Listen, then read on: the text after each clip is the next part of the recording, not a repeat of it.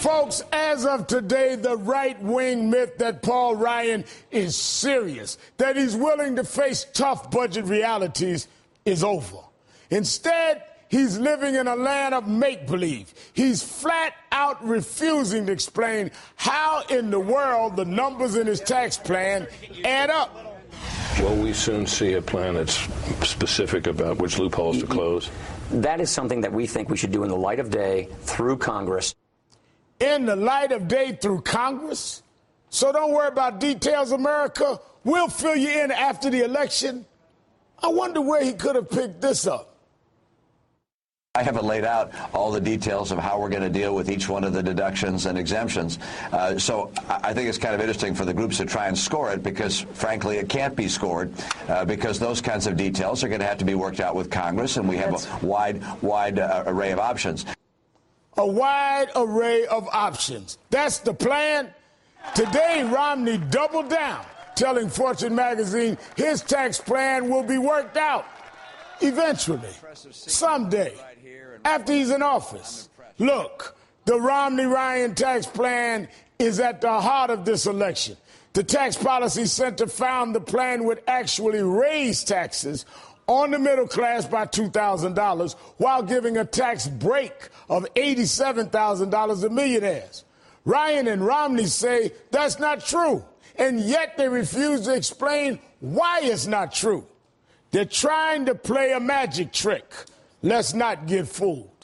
Joining me now is Congressman Barney Frank, Democrat from Massachusetts. He's also the top Democrat on the House Financial Services Committee.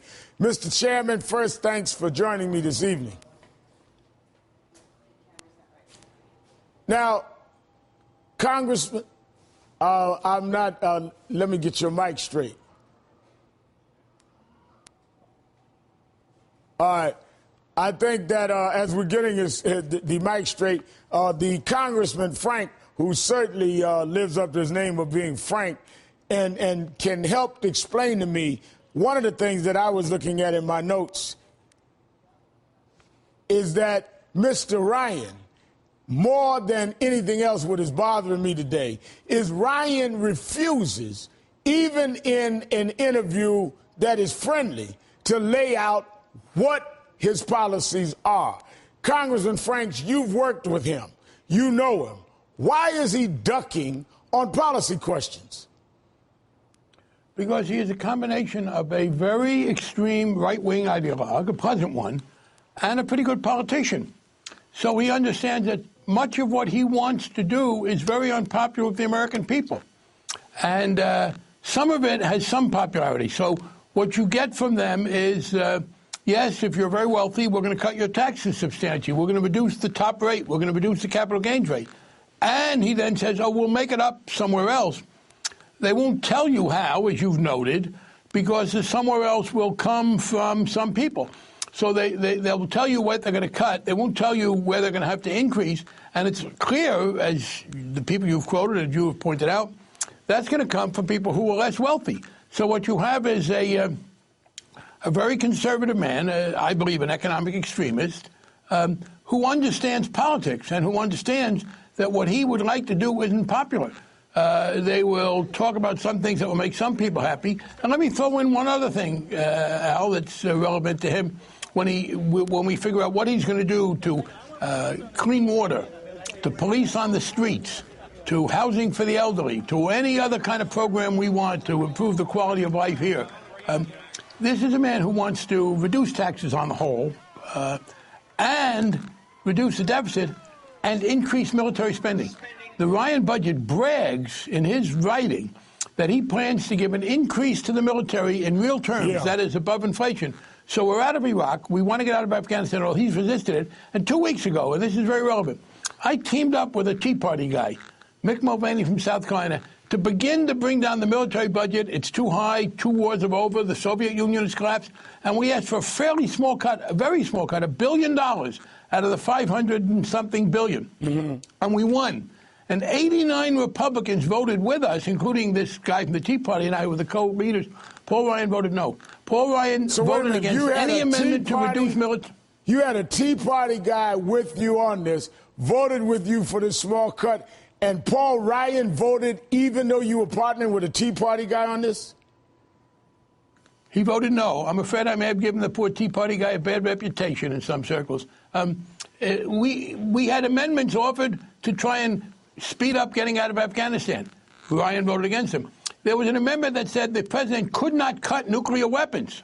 Ryan voted for that. I mean, this is a man who wants to increase military spending, which is already too high, even as we pull back from the wars. And by the way, he voted for both wars. He has always voted for increased military spending. So it's a three-legged stool, but all of the pressure goes on one leg. He wants to reduce taxes on the whole. He wants to increase military spending and cut the deficit. That means everything we do to improve the quality of life here at home, build highways, build public transportation, clean up the water, have the FBI out there helping us, it all has to get slashed deeply. Yeah. Well, you know, the right wing calls Ryan a deficit hawk, but look at his record. He voted for the Bush tax cuts, adding $1.7 trillion to the deficit. Voted to extend the cuts, adding another $620 billion. Voted for TOP, $224 billion. Authorized military force in Iraq, $853 billion. Medicare Part D, another $180 billion. Altogether, more than $5 trillion added to the deficit. This is a hawk, Congressman.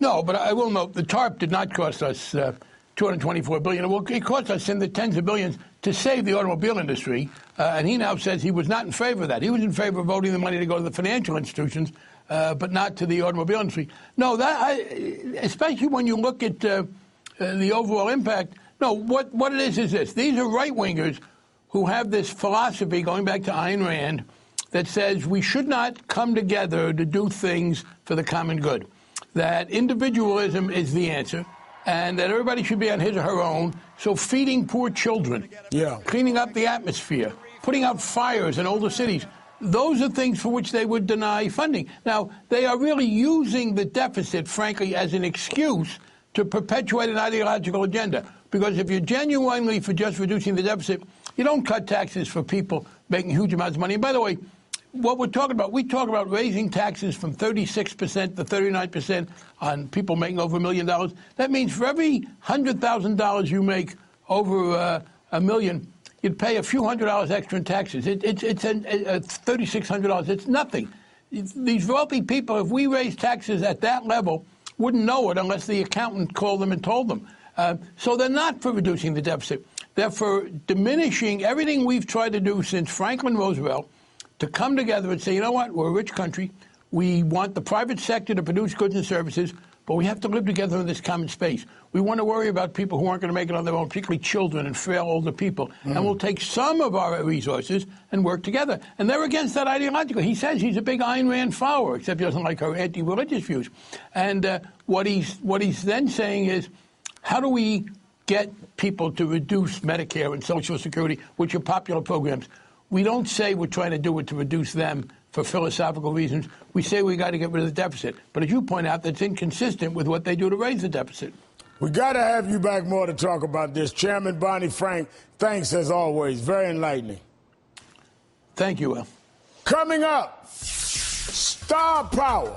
Why adding Paul Ryan to the Republican ticket is firing up President Obama's Hollywood supporters.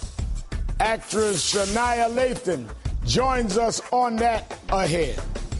It's going out.